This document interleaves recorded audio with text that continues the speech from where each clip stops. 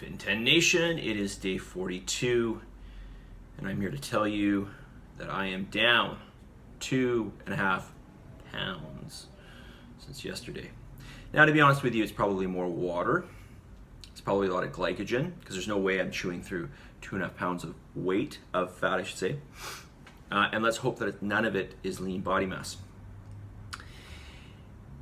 But here's what I want to ask you. Are you submitting and committing? Are you? Are you submitting and committing nonstop? That is the question. And yes, I'm asking you. Are you? I want you to look at yourself in the mirror, look at yourself in the eyes, and ask yourself, are you submitting and committing? Are you? Ask yourself that. All right. Now, I want to read some more of your feedback.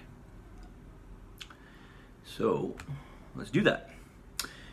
All right.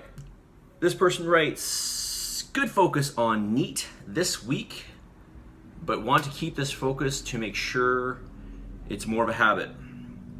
So NEAT is the non-exercise activity thermogenesis, the amount of energy you expend moving around like I am right now, okay, speaking, getting excited or not, all the energy you spend doing non-exercise. Can you please post to Slack group the focuses? Oh, sorry. Can you post a Slack group the focuses of the online workouts each week? Yes, I will try to do that. I have to wait for Martina to give it to me. Sometimes it's not easy. All right. Tips and guidance for beginner, novice runners on form and techniques to improve endurance. And if you are not an expert here, what reliable online sources would you recommend reviewing? Okay, probably shouldn't have read this question. I'm not an expert. I would consider myself far from an expert. I do have some things I'd probably say on this, but I'm going to have to look into this a little bit, or probably point you in a certain direction, because I'm not overly enthusiastic about the question, to be honest with you. And I just would regard myself as far from an expert on this topic.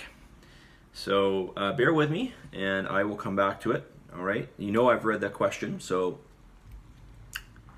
I will try not to forget. And if I do, let me know. Okay. This person says, using vegetables more often to meet carbs. Currently, I make my carbs up mostly through rice, oatmeal, pasta. Not sure if the pasta is too refined or not to consider it. Not sure if pasta is too refined or not to consider it as a whole food.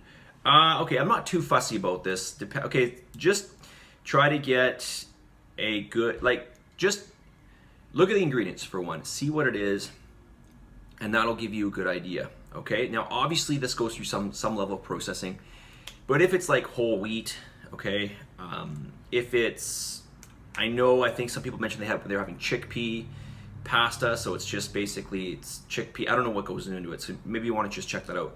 Check that out. If you have any questions, let me know. Okay, not the worst thing. Pasta is not the worst thing. Okay, it's not. It has a bad name because we eat things like spaghetti and we eat large portions of it. Spaghetti, lasagna, all these different pasta dishes which are full of fat and carbs, right? So if you're having a measured amount and it's minimally processed and the ingredients are what I would consider to be nutritious ingredients, minimally processed ingredients, I don't think it's a bad thing. Something to improve upon, losing the fat around my hips. This will come with time. Well, this will come with time doing everything else, okay? You cannot, unless you're, as a female, some of the weight around your hips, and this person's not female, so I'm not calling you female. I'm just saying, as a female, for all you females out there, if you struggle with that, some of that is estrogen based. It's hormonal based. Okay. It's needed for, reproductive reasons, right? I'm sometimes, okay, but let me actually just say one thing. So it's just about, there's always going to be that last place or two on you that you lose. And for me, it's always, well, it's used to be just lower back. Now it's like my whole back, and then lower abdominals for me, all right? Now, for somebody else, it might be the hips. It takes time, okay? It's just, usually things don't just come off evenly. All right, I'm sometimes disappointed in the amount of weight I lift, particularly with my squats. I feel like I should be lifting more weight. I blame my body composition, very long legs. How much does body shape composition play in our ability to weight train? Wow, this is a good question. This is a huge question. Let me see if I can answer it here as succinctly as possible. Okay, your limbs, obviously, if they're longer, there's going to be certain exercises that hurt you a lot, right?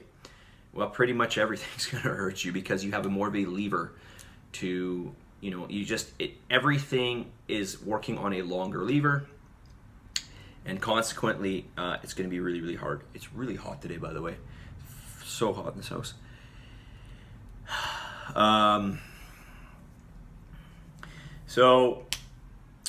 You asking about shape and body composition. I'm assuming you're talking about limb length here. Limb length, yes, plays a huge part. Your body composition, well, yeah, I mean, if you're carrying a lot more fat, you're not carrying very much muscle, that's not really going to be good for weightlifting because you have less muscle, so, your chances are you're going to be weaker, okay, unless you've been practicing powerlifting. You're going to be weaker. And then you have more weight to move up and down, right? So if you're doing a body weight based movement like a deadlift or a squat, it's gonna be harder because you got more weight on your body to move up and down. So you're not gonna be as good. You're not gonna be able to lift. I don't want to say it's good. You're not gonna be able to lift as much weight. Okay. So basically, like the worst combination would be low muscle, high fat, and tall. That would be the worst combination. Okay. But that doesn't mean you're not capable of moving a decent amount of weight. That certainly doesn't mean you're not capable of improving immensely. Okay? Hafthor Bjornsson, that guy on Game of Thrones, that huge dude, 6'9", 455 pounds. He broke the world record deadlift of 501 kilos, which is like 1,105 pounds. He just broke that. He's 6'9". He is 6'9", all right? So, actually, I should say this too. So, your height can actually play as an advantage if you train and eat right, because your skeletal system has the ability to carry more lean mass. Okay?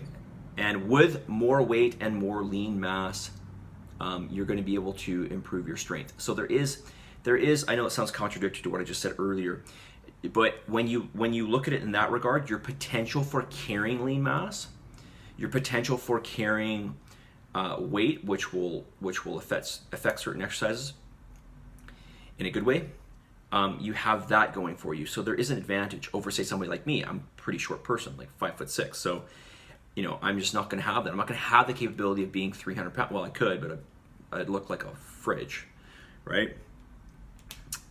Whereas somebody who's 6'4", 6'5", at 300 pounds isn't really going to look necessarily. That's still big, but they, wouldn't look ridiculous.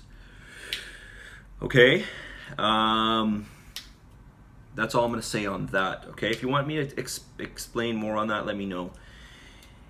Missed my macros on Tuesday night. How do you read your email for new macros? Okay, that's all for the feedback. Okay, so submit and commit. Are you submitting and committing?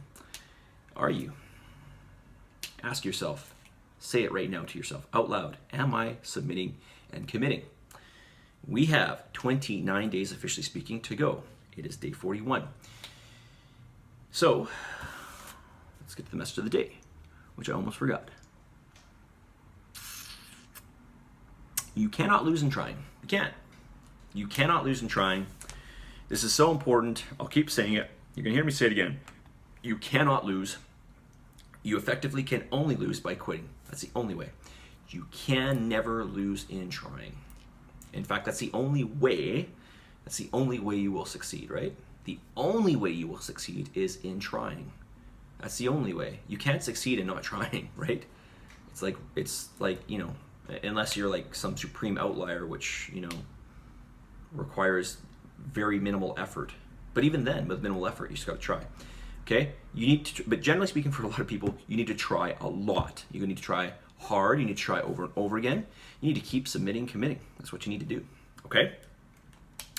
Positive energy, positive vibes, believe in yourself, and as always, give some gratitude. I'll talk to you guys soon. Teaching class today at 6:15. Martina's doing the 7:30. I'll talk to you all soon. See ya.